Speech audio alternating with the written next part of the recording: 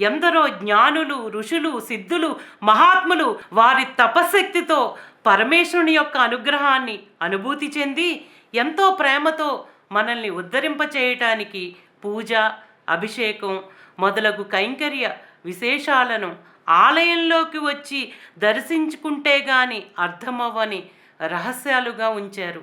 పక్వత చెందిన జీవులు దేవాలయంలోకి ప్రవేశించి దర్శించుకున్నప్పుడు వారి వారి మానసిక స్థితిని బట్టి పరమేశ్వరుని యొక్క కరుణ, ప్రేమ, దయ, అనుగ్రహం అర్థమవుతాయి.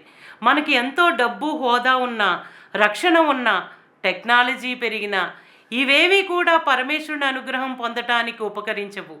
కేవలం మన సత్ప్రవర్తనతో కూడిన విశ్వాసం మాత్రమే పరమేశ్వరుని వద్దకు మనల్ని చేరుస్తుంది. అందుకే జ్ఞానులు, ఋషులు తపస్సులను ఆచరించి వారి శక్తిని కూడా దేవాలయాలలో నిక్షిప్తం చేశారు.